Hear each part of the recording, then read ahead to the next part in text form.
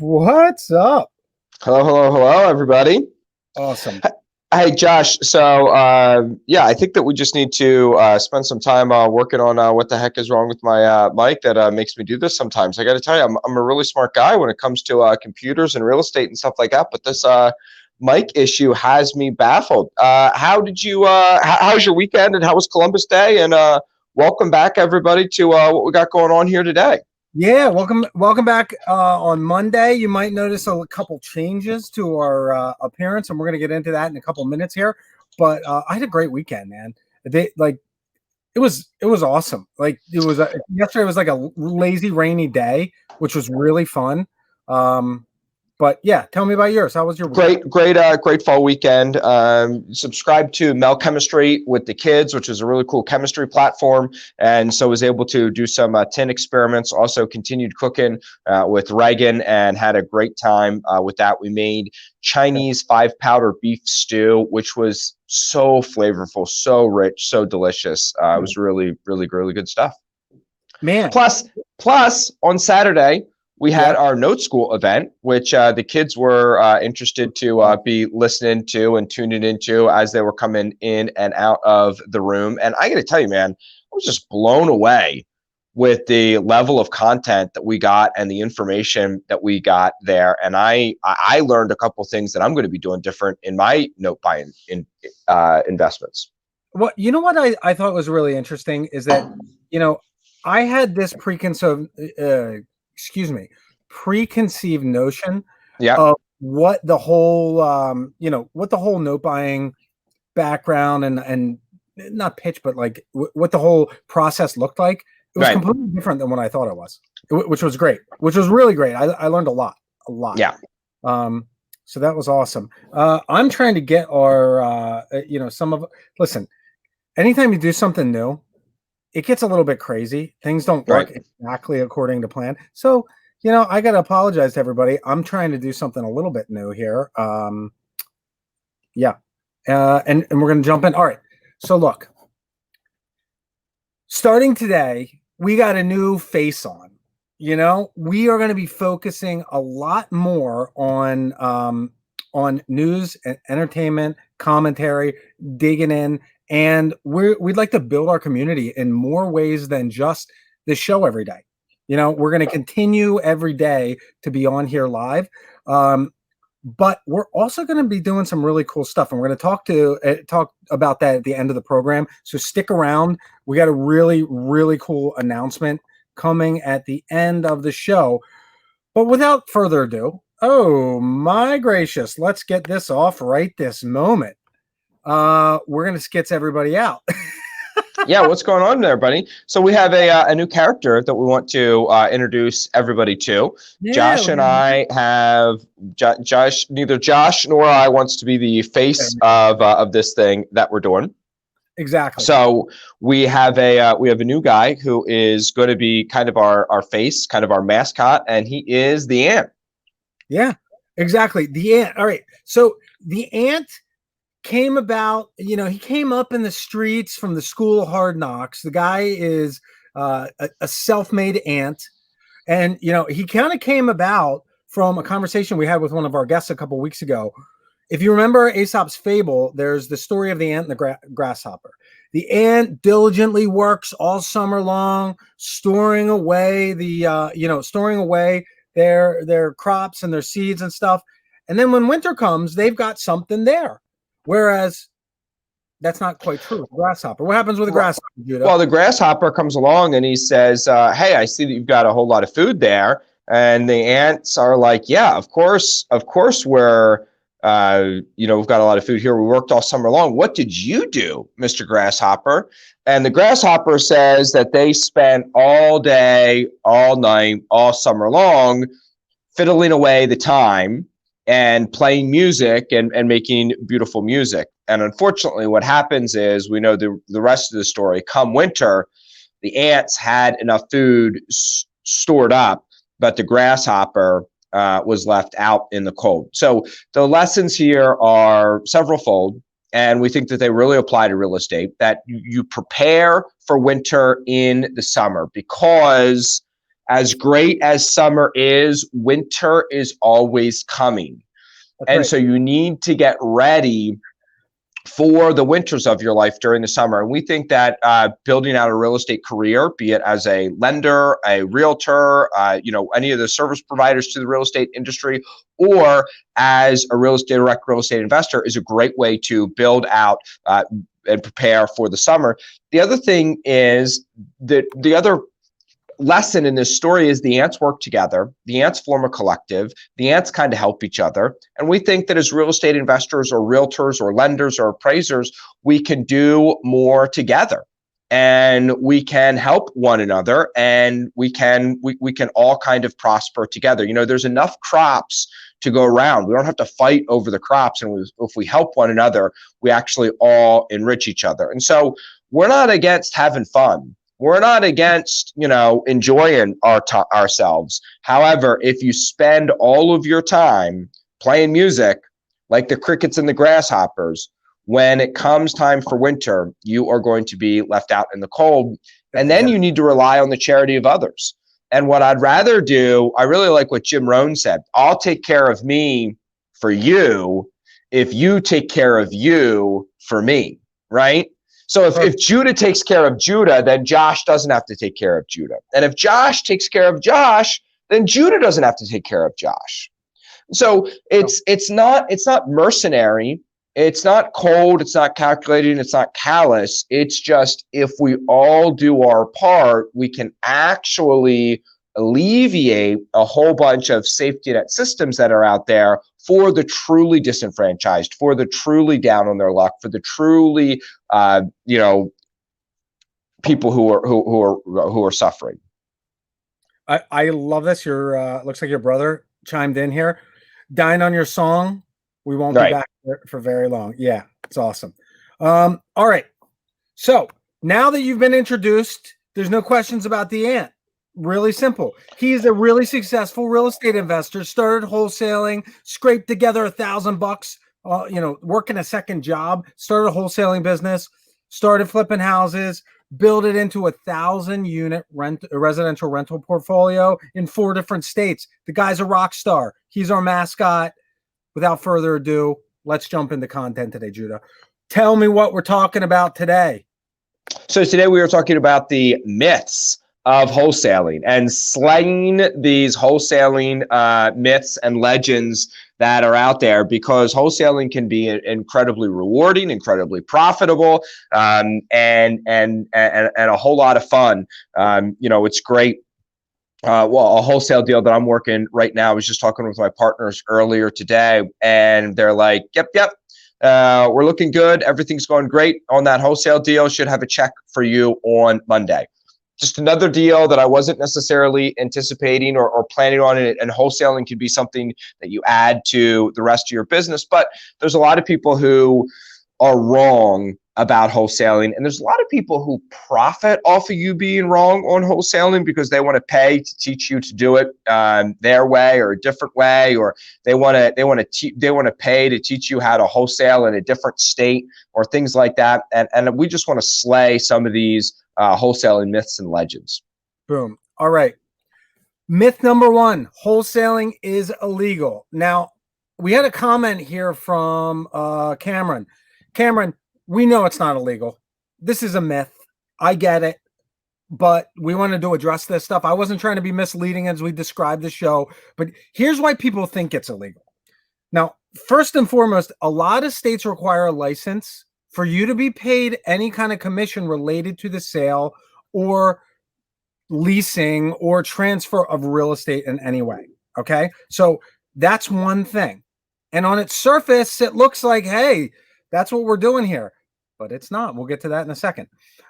This is not the traditional way that most people sell their home. I mean, let's face it, 95% of real estate transfers hands through an agent, through a regular brokerage. And that's not necessarily what we're talking about here, right? So it's non-traditional.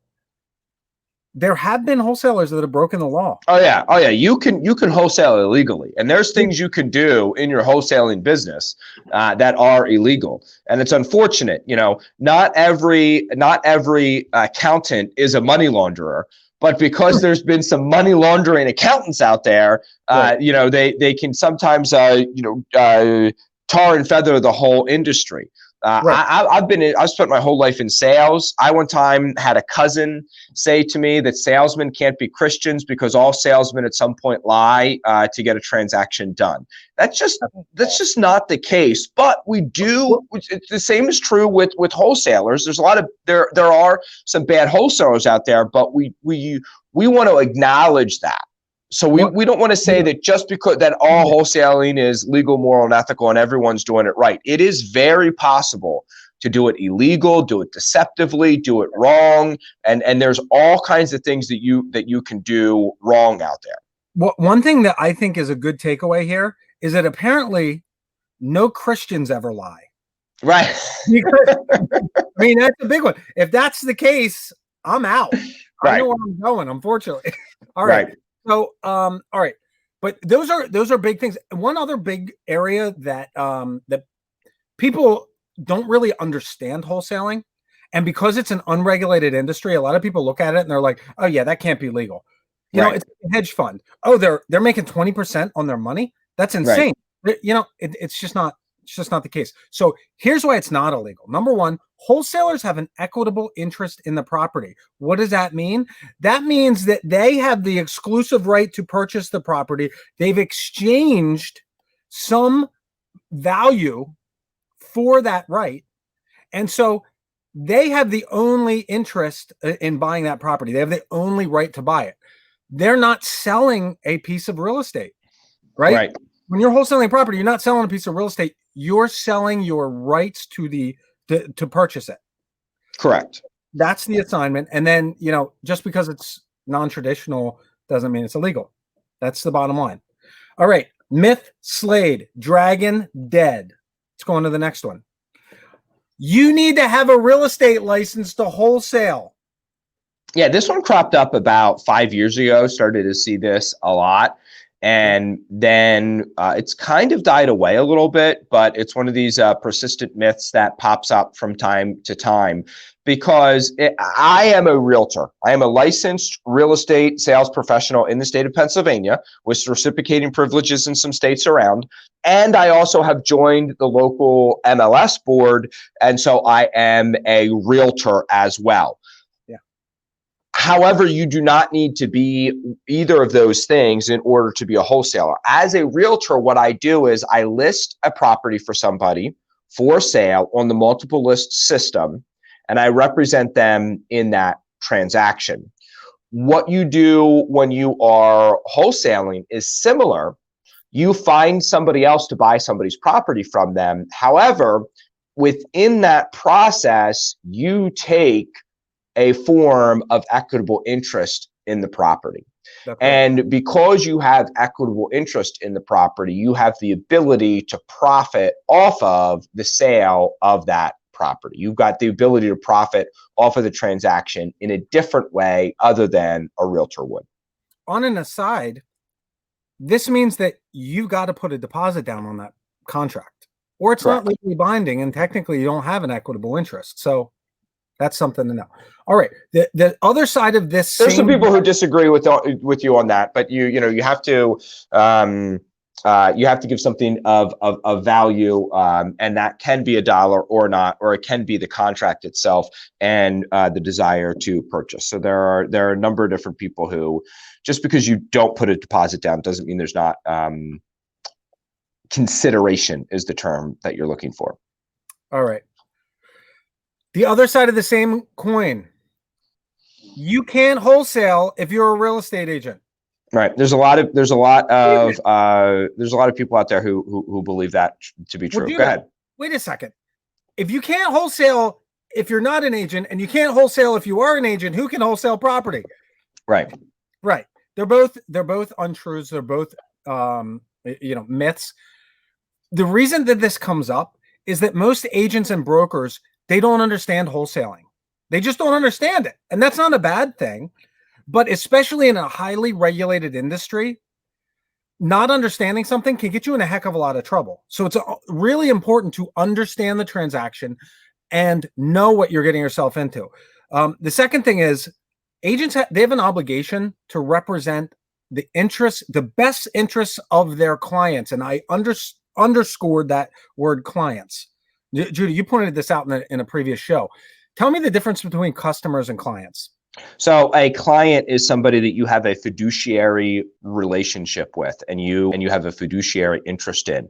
A customer is just somebody who you sell products to. So it's funny, he's listening to the show here today. My brother Jason is a cabinet maker, and I explained this to him. I said, "Hey Jason, if you were to sell somebody cabinets, and for $50 a piece." You sold, one cabinet, and for $40 a piece, you sold, cabinet B. But for whatever reason, just because of where you were buying them, you had a larger margin on cabinet B. So you were going to make $30 instead of just $10 when you sold cabinet B. You make more money off of that transaction. And therefore, if you sell your client that cabinet, you have broken your fiduciary relationship, because you have recommended something that was better for you that may or may not have been better for them. As long as you disclose. You can still do that as long as you disclose. Okay, so I underscored clients because there is a difference between you just being a licensed agent and you have a client. Okay. Right. If you have somebody that is signing a disclosure that says, "Hey, look, I'm representing you as the seller of this property," they're your client at this point. The agent has a fiduciary responsibility to do things in the best interest of the client. On the flip side of that, just because you're licensed doesn't mean that you have to walk in there as a real estate agent to list or sell a house. So that's something to be just to know. And like the last thing that really throws up a red flag for a lot of agents as far as wholesaling goes is that agents and brokers, they have to disclose. They are required to disclose that they are a licensed agent anytime that they're entering into a transaction. If they're leasing a property, if they're renting a house or they're leasing it out, if they're buying or selling, even if it's their own property and it has nothing to do with a real estate business, they're going to disclose it. And you can see this a lot of times in the public comments on listed properties. One of the owners is a licensed real estate agent. Right. I'm doing a transaction right now with somebody who lives in Maryland, and she is licensed as a commercial agent in Maryland, and we are buying a residential property here in Pennsylvania, and we're still just putting it in the contract. Buyer is a licensed Maryland commercial real estate agent, just to be 100% above board. Now, you can be a realtor and you can be a wholesaler. It is my advice to people. Here's what you have to really watch out for. If a lead comes to you through one of your real estate funnels, meaning you've got a listing and your sign is in the yard, and somebody calls you and says, "Hey, I'd like to sell my house," or you're doing phone duty at your agents at your broker's desk, or you're getting Zillow leads. So you've got all these funnels that deals can come to you as a real estate agent. My advice to you is, if you've done less than 50 realtor deals and or less than 50 real estate deals as a realtor, realtor or an investor, you've got to do 50 of both before you think about crossing that line. If something starts out as a realtor deal, keep it as a realtor deal. Never make it a real estate investment deal. If something starts out as a real estate investment deal, you can make it a realtor deal or make it a real estate investment deal. But there's some pitfalls and potentials for problems that you can get into if you start with your realtor hat on and then try to put on your investor hat. If you start with your investor hat, you can always put on your realtor hat later. But you just really want to watch that. Now, I know people who do that. I know a lot of people who do that, who go back and forth, and they're experienced. And I think if you've got less than 5 years and less than 50 transactions of each under your belt, you just really want to watch. And the minutia on why is not going to be good show content for everybody. But basically, you open yourself up to looking like you're taking advantage of people. No question. Here's one thing that I have noticed. I don't know about you. Number one, there's a lot of agents that are investors. You know, a Yes. lot of people get their license because they think they need it to invest in real estate. That's the Right. first. There are a lot of agents that wholesale properties. Right. And I mean, there are. And what I find is that agents that wholesale often make more money than agents that don't. And I'm not Yep. saying one transaction. I'm Right. saying more so that if they have the ability to offer that, offer that kind of service, it allows them to expand their field. And you know as well as I do, Judah, if you go into a house and it's beautiful, in a great neighborhood, and the people have 90 days to get the place sold and move out of their house, listen, that's a retail deal all day long and twice on Sunday, right? Right. You can get the most money listing your house on the MLS. On the flip side of that, if there are situations where that are a lot more complicated, and there are situations with the seller or the house or the property, whatever, sometimes a wholesale deal is the only way to go. It's Yes. like, look, you set the terms, I'll set the price, or vice versa. Right. I think that Steve brings up a couple good points here. Realtors have an established code of conduct to live up to, and I think that's very important. The other thing that Steve brings up here is, do you set up a separate LLC for all your transactions? First of all, if you're a longtime listener to the show, or even a casual listener, you know that I think way too many people set up way too many LLCs way too early in their career. Do 2 or 3 or 5 transactions. Make sure real estate's right for you before you set up any LLCs. After that, let me say this. If you are going to be doing a bunch of transactional deals, be they flips or wholesales, that type of thing, you want to put those into one type of an LLC. And if you're going to buy and hold a bunch of real estate, you can hold a different LLC where you've got all of your real estate holdings. There's a number of reasons to have those separate. If you truly have 2 separate businesses, if you're mostly a buy and hold guy and you do 2 or 3 wholesales a year, that's fine. Don't set up an different LLC for it. You know what I mean? If you're mostly the other thing is if I had an LLC and I wanted to do something with Josh, I might not necessarily set up a different LLC to own my ownership interest in the shares that Josh and I have. I can have one of my existing owners, my LLCs, own those shares. So there's a number of different ways that you can do entity structure. The problem is, just go out there and get some deals going and then figure out your entity structure later. That's exactly right. All right. Dragon Slade, moving on to the next one. Wholesaling's immoral. Oh my gracious. I'm sure you've heard this one before. I can't believe that you're taking advantage of this poor people, and that those poor unsophisticated sellers, it's immoral. Yeah, I mean, think about it, Josh. It's an easy thing to understand that if you're getting a property under contract for $50,000 and then you are emailing that out to your email list or working a number of other ways to find a buyer for that and get it sold for 70, you've just profited $20,000 that could have gone to the seller. And so you have taken value from the seller that if they just would have gone out and found those people on their own, they would have been able to make that money. Now, if you're going to make that argument, I'm going to give you the flip side of that argument. And that is, every time that you buy bread in a store, you are taking advantage of the farmer that grew that wheat. And it is really messed up of you to be buying flour from the store. You should be going directly to the farmer, buy the wheat, should grind it yourself to, and bleach it and get it to the point where you want it. As a wholesaler, you have an obligation to add value. Yeah, I think this is great right here. Matt says that wholesaling is immoral and we should just call him with all of our wholesale leads. That's fabulous. Beautiful. Fabulous advice. Listen to Matt. All right. So that's the first reason. Beyond that, there are some shady things that some wholesalers do, because wholesaling is often seen as this get-rich-quick scheme.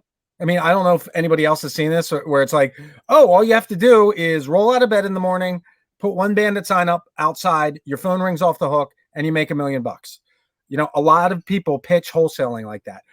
You're adding value to the seller and to the buyer in these transactions, and the fees are commensurate with the value that you add. Go ahead.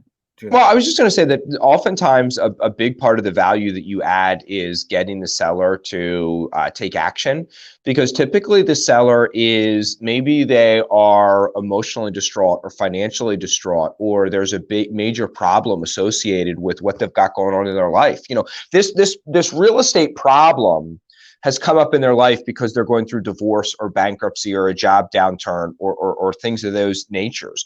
Or maybe they're maybe they don't have anything bad going on in their life, but they are a doctor that lives in Manhattan and they're super busy, and you know, they were gifted a property out of their mother's estate here in central Pennsylvania, and they can't. I mean, number one, they're a busy professional, so even if it's local and they're too busy, or sometimes they're out of the state. So sometimes what you do is you get somebody who was unable, unwilling, or not knowing how to take action to get that property liquidated, because it's a $50,000 piece of real estate right now.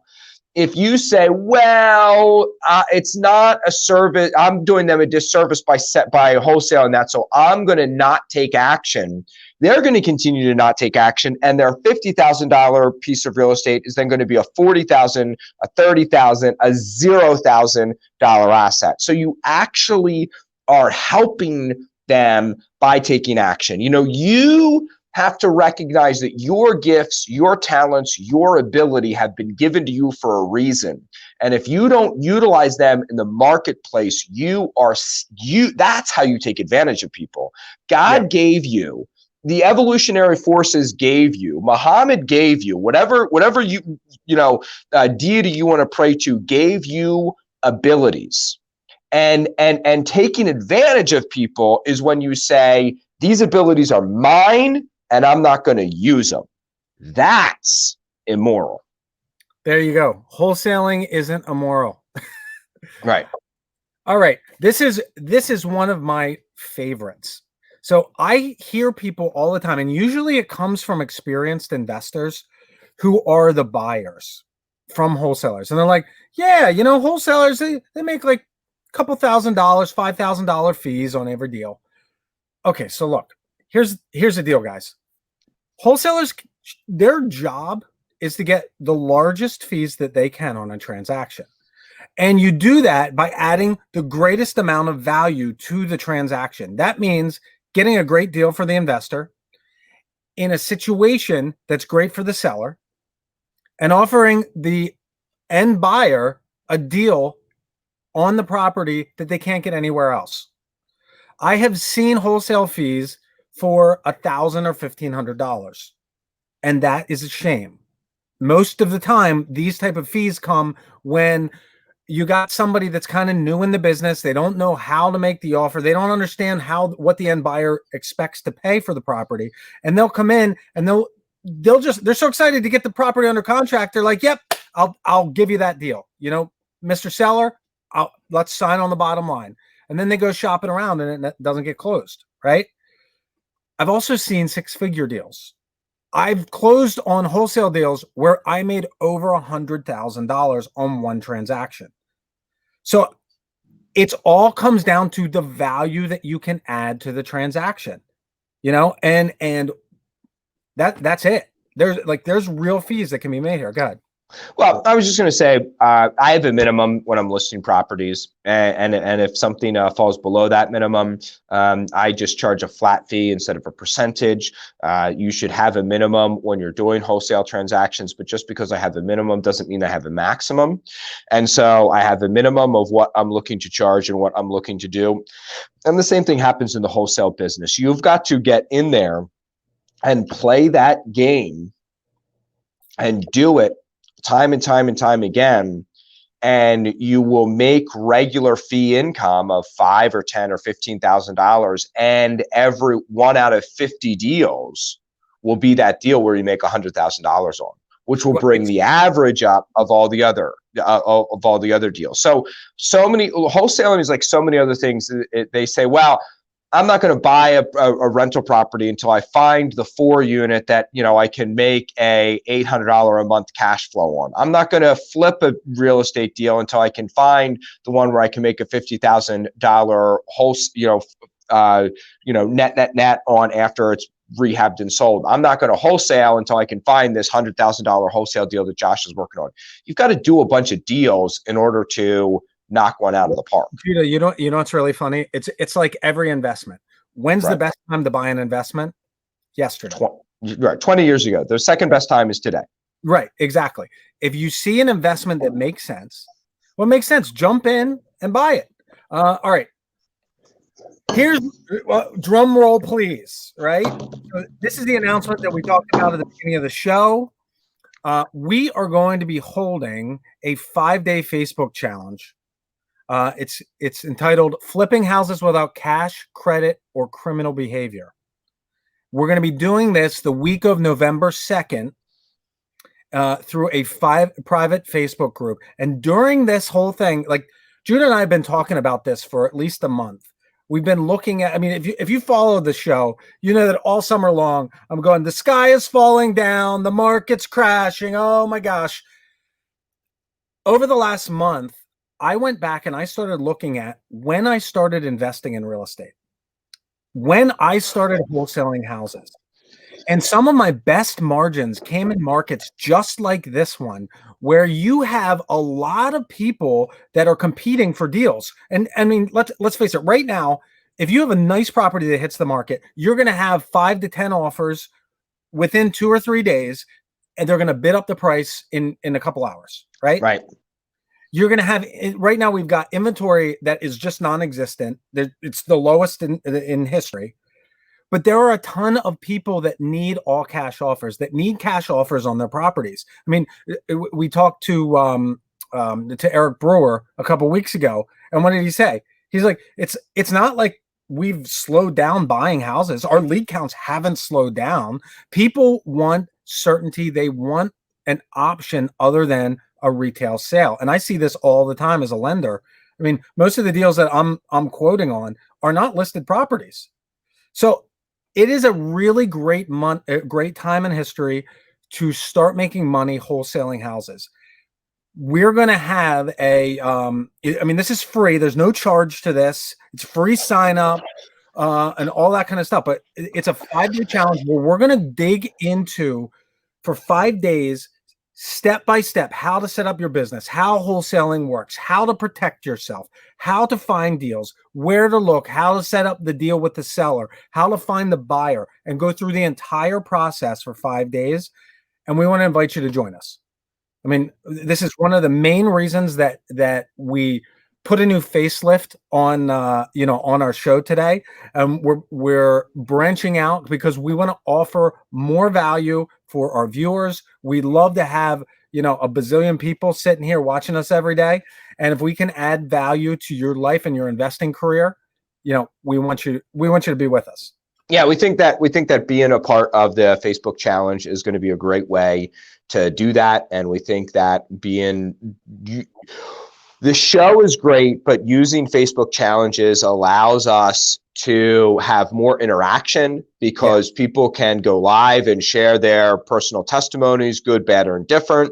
It's easier for us to share documents. It's easier to do a whole bunch of things if we slightly shift our model to a Facebook challenge model versus these daily shows. And they're also going to allow for, you want to be there live, and you definitely want to be there live, but there's going to be greater replay options and things of that nature as well. Well, so Taz said he paid $6,800 for a course. Taz, listen, you just divide that up, send a check for $3,400 to me and one to $3,400. No problem. It'll be half price for each of us. You get 2 minds for the price of one. It'll be great. Right. So listen, if you want to sign up and be a part of the Facebook challenge, here's the deal. You have to go to buildandgrowwithrealestate.com. It's buildandgrowwithrealestate.com. You're going to put in your name and email address, and that'll register you. So as we get closer to the event, we're going to start opening that up. It's a private Facebook page. There's only one door, and that's through the website. But you're going to go there. You're going to get registered. We'll send you an email to get into the private Facebook page. And then, look, it's a community for us all to hold each other, just like Steve said, accountable to, look, these are the steps I need to take right now to start making money in this game. And, we'll talk, and we'll, Matt, you're having issues with the link. All right, Judy, you talk for a minute. I'm going to confirm that this thing works. Well, let's wrap up the show, and if there's trouble with the link, we'll get that we'll get that fixed. And but check back later today, and we'll go from there. Yeah, that's it. All right, that's it. That's all I got. I'm wasted out here. All right, so we'll be back here tomorrow at noon with more amazing content. If you like the show today, don't forget to like and share. Until then, go out, make some money, find some deals, and call me for some lending, and you call Judah to list your properties. All right, guys. See you, everybody.